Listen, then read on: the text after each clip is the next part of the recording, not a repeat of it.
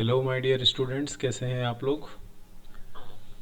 हमारा first chapter जो है क्या अपना साझेदारी से संबंधित, वो तो मैं आपको समझा चुका हूँ लेक्चर्स में। उनके क्वेश्चंस भी हमने किए, हर टाइप की जो टॉपिक्स थे उससे रिलेटेड मैं आपको प्रैक्टिकल्स करवा चुका हूँ।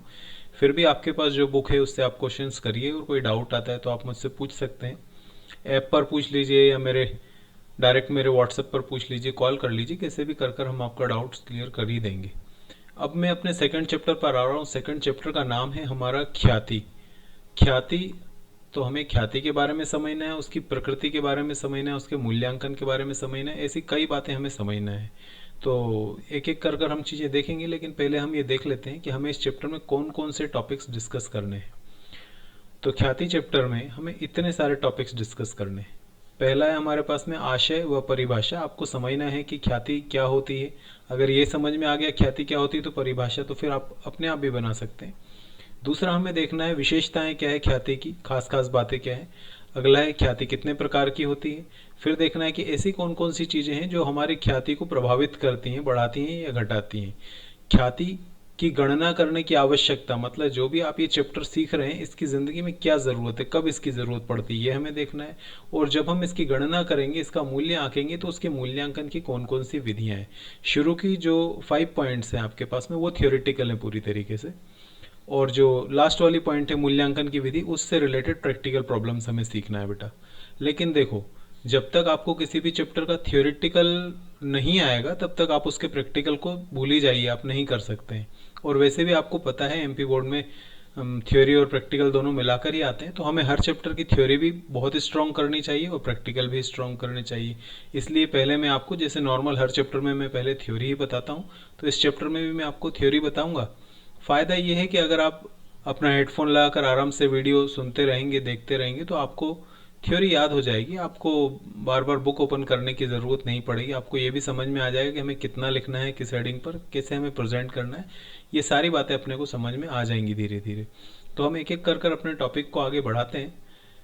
हमारे पास में पहला टॉपिक है अपना आशय व परिभाषा। अभी देखो, आशय का मतलब सिर्फ एक ही बात है, आप कितने फेमस हैं, कितने विख्यात हैं, इसी को हम क्या बोलते हैं, ख्याति। क्या बोला मैंने आपको, आप कितने फेमस हैं, मतलब आप कितने विख्यात हैं, इसी को ख्याति कहते हैं। तो अब सर ये फेमस क्या हो गया, ये ख्याति क्या हो गई, ये विख्यात क्या हो गया। तो भैया कुछ भी नहीं, बहुत साधारण सी बात है। अगर मान लीजिए आप, मैं ट्यूशन पढ़ा रहा हूँ, मैं मान लो कोचिंग पढ़ा रहा हूँ आपको, और आपके पेरेंट्स ने 5th क्लास में आपको मेरे पास भेजा और आपका रिजल्ट अच्छा आया, तो ऑब्वियसली पेरेंट्स 6th में भी मेरे पास भेजेंगे, 7th में भी, 8th में भी। हर साल आप मेरे पास आ रहे हो, और आप अकेले नहीं आ रहे हो, आप और 10 लोगों को बता रहे हो कि नहीं वहाँ चलो, वहाँ पर अपने को अच्छा पढ़ाते हैं। इसका मतलब ये है कि मेरे पास ख्याति है, मैं विख्यात हो रहा हूँ, मेरा नाम बन रहा है। तो क्या रहता है, जब कभी भी आपका पुराना कस्टमर आपके पास वापस आता है तो ये समझ जाइए कि ये व्यवसाय अच्छा चल रहा है, तभी तो इसके ग्राहक इसके पास वापस आ रहे हैं।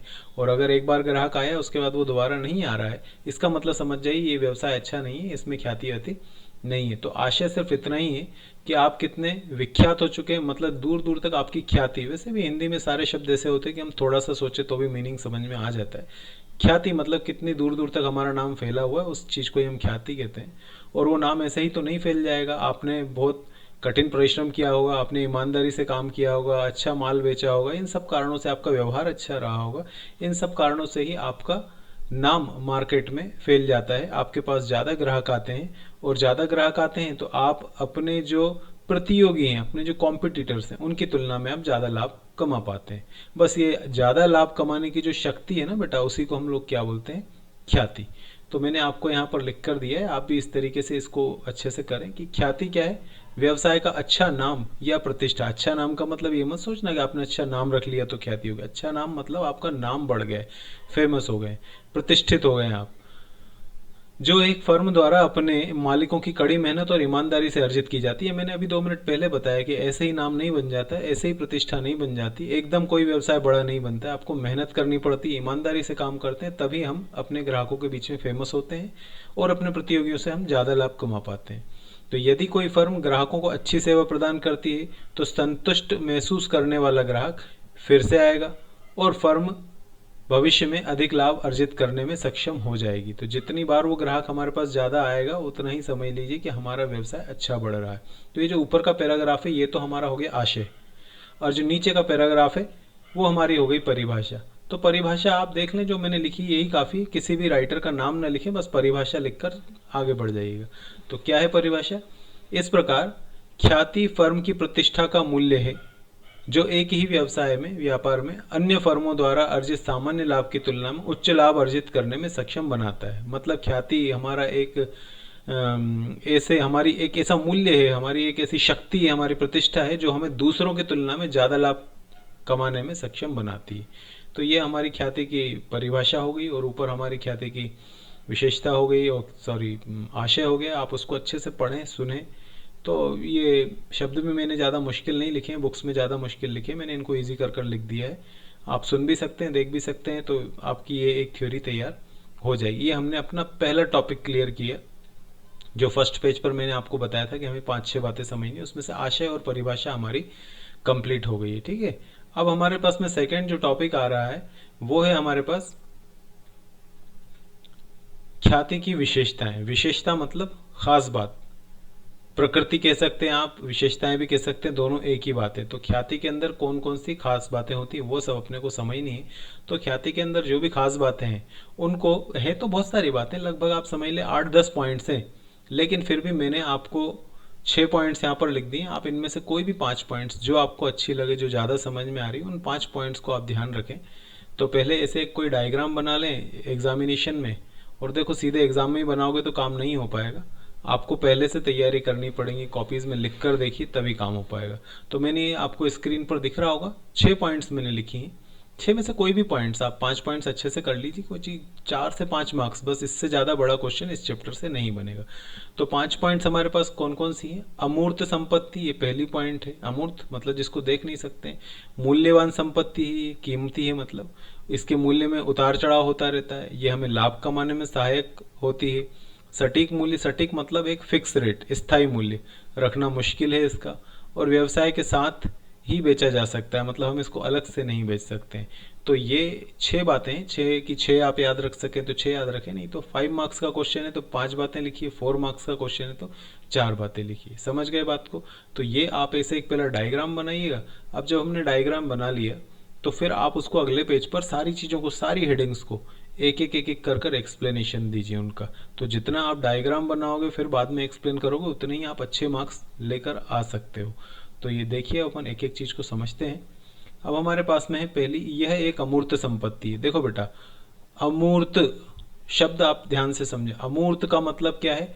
ऐसी चीज जिसकी मूर्ति नहीं। मूर्ति कैसी होती है? भगवान की मूर्ति देखी ना आपने, उसको देख सकते हैं, छू सकते हैं। अमूर्त मतलब जो मूर्ति नहीं है, मतलब जिसको न देखा जा सकता है न छुआ जा सकता है, इसका कोई भौतिक अस्तित्व नहीं है, ऐसी संपत्ति को अपन क्या बोलते हैं? अमूर्त संपत्ति। तो भैया ख्याति, ख्याति मतलब आपका नाम, आप कितने विख्यात हैं, आप कितने फेमस हैं, इस चीज को आप कैसे देखोगे? इसको देखा ही नहीं जा सकता, छुआ ही नहीं जा सकता, इसलिए ये क्या है? ये एक अमूर्त संपत्ति है। अब इतना ही लिख सकते हैं, लेकिन फिर भी अगर चाहें तो मैंने 3 एग्जाम्पल दे दिए, जैसे पेटेंट्स, ट्रेडमार्क्स, कॉपीराइट्स आदि। अगर ये लिखें तो ठीक, नहीं तो बस अमूर्त संपत्ति की श्रेणी में आता है, इतना लिखकर भी काम किया जा सकता है। नेक्स्ट है हमारे पास एक मूल्यवान संपत्ति। इसके अंदर ज्यादा कुछ लिखने जैसा नहीं था। मूल्यवान संपत्ति इसलिए क्योंकि जब भी हर वो संपत्ति जिसको बेचने से पैसे प्राप्त होते हैं, जो कीमती है, उसको हम क्या बोलते हैं? मूल्यवान संपत्ति। जिसको हम संभाल कर रखना चाहते हैं, जैसे आपके घर में जो भी ज्वेलरीज होंगी, सोना होगा, आपके जो भी कागजात प्रॉपर्टी के होंगे, उन सबको आप ऐसे ही नहीं फेंक देते होंगे, ऐसे नहीं पड़े, उनको आप संभाल कर रखते होंगे। वो सब चीजें क्या है आपके लिए? मूल्यवान। इसी तरीके से आपका जो नाम है, आप जो विख्यात हो गए हैं, वो भी क्या है? मूल्यवान है। अगर आप इस चीज को नहीं मेंटेन करेंगे तो धीरे धीरे आपका नाम खत्म हो जाएगा। इसलिए हम क्या कह सकते हैं कि संपत्ति जो है, ख्याति जो है, वो एक मूल्यवान संपत्ति है, क्योंकि इसका एक निश्चित मूल्य भी होता है और ये बेचने पर हमें इससे राशि प्राप्त होती है, इसलिए ये एक मूल्यवान संपत्ति। नेक्स्ट है अतिरिक्त लाभ कमाने में सहायक है। तो अगर तुम लोगों ने आशय देखा हो, परिभाषा देखा हो, तो मैंने वही क्या बताया कि ख्याति जिस व्यवसाय के पास होती है उसमें क्या होता है? हमारे पुराने ग्राहक हमारे पास बार बार लौट कर आते हैं, हमसे बार बार सामान खरीदते हैं, हमें छोड़कर नहीं जाते हैं। और जब हमारे पास ग्राहक बार बार आएंगे तो उनका क्यों आ रहे हैं वो बार बार? सोचो, उनका हम पर भरोसा बन गया है, उनका हम पर विश्वास हो गया है कि नहीं ये दुकानदार बढ़िया है, ये अच्छी सर्विसेज देता है, इसलिए हमारा ग्राहक हमारे पास बार बार आता है और दूसरे लोगों को भी वो बताता है। हम बुरा करेंगे तो भी दूसरे लोगों को बताएगा, और अगर हम अच्छा कर रहे हैं तो भी दूसरे लोगों को बताएगा। तो जब हमारा ग्राहक हमारे पास बार बार आएगा और साथ में चार और लोगों को लाएगा, तो ये तो हमारा एडवर्टाइजमेंट, हमारा विज्ञापन तो ऐसे ही हो गया। तो जब हमारे पास ज़्यादा ग्राहक आएंगे तो जाहिर सी बात है हमारे प्रतियोगियों की तुलना में हम ज़्यादा लाभ कमाएंगे। इसलिए अपन क्या कह रहे हैं कि ख्याति अतिरिक्त लाभ कमाने में सहायक होती है। नेक्स्ट है हमारे पास, इसका मूल्य निरंतर उतार चढ़ाव के लिए उत्तरदायी है। देखो, ख्याति एक संपत्ति है, लेकिन क्या रहता है कि जैसे आप मेहनत कर रहे हैं अपने व्यवसाय को बनाने में, ऐसे ही आपके प्रतियोगी भी तो अपने व्यवसाय को बढ़ाने में मेहनत कर रहे होंगे। तो कभी ऐसा होता है कि कभी हमने ज़्यादा कमाया, कभी उन्होंने ज़्यादा कमाया। तो ऐसा नहीं है कि ख्याति का मूल्य स्थायी हो गया। ख्याति का मूल्य कभी ऊपर चला जाता है, कभी नीचे चला जाता है। इसमें बार बार उतार चढ़ाव होता रहता है। समझ के, समय परिस्थितियों के हिसाब से व्यवसाय का नाम ऊपर भी जाता रहता है, नीचे भी जाता रहता है, गिरावट भी आती है, मुनाफा भी होता है। तो हर प्रकार की बातें रहती हैं। तो इसका मूल्य निरंतर उतार चढ़ाव होता रहता है, उतार चढ़ाव के लिए उत्तरदायी है।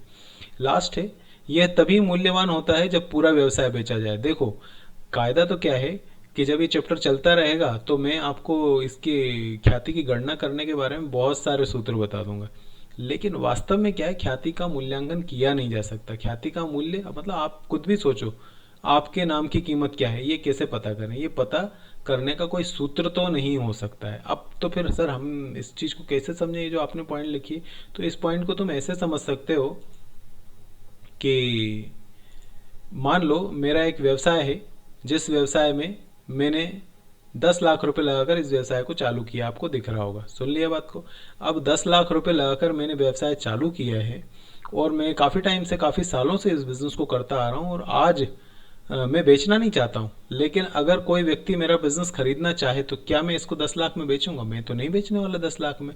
तो भाई कोई अगर खरीदने आएगा तो मैंने अपना अनुमान लगाया है मैंने कि यार मैं तो कम से कम 40 लाख रुपए से कम में तो इस बिजनेस को बेचूंगा ही नहीं। देखो, आपने व्यवसाय में लगाया कितना है? 10, लेकिन आप उसको बेचना कितने में चाह रहे हो? 40 से कम में। तो मैं एक पाई भी कम नहीं लूंगा 40 से। इसका मतलब ये है, जब तेरी दुकान में माल ही 40 लाख, 10 लाख का है और तू इसको 30 लाख ज्यादा में बेच रहा है, तभी तो 40 में बेचेगा।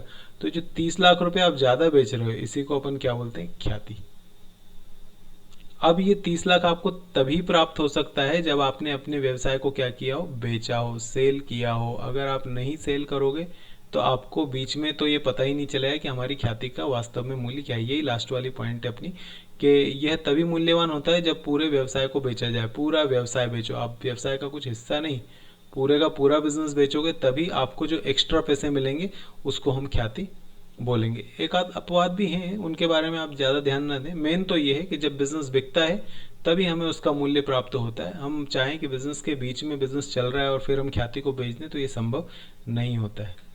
और फिर लास्ट है हमारे पास में, ख्याति का एक सटीक मूल्य रखना मुश्किल है। देखो, आप चौथी वाली पॉइंट अगर आप देख रहे हो स्क्रीन पर, तो चौथी पॉइंट में हमने क्या लिखा है कि इसका मूल्य में निरंतर क्या होता रहता है? ये चढ़ाव उतार होता रहता है, बढ़ता घटता रहता है। अरे भैया, अगर किसी संपत्ति का मूल्य कभी बढ़ रहा है, कभी घट रहा है, तो फिर उसका एक सटीक, सटीक का मतलब स्थायी, फिक्स, फिर उसका आप स्थायी मूल्य रख ही नहीं सकते हो। वो कभी बढ़ेगा और कभी घटेगा। तो ख्याति के मूल्य में समय समय पर क्या होता है? परिवर्तन होता रहता है।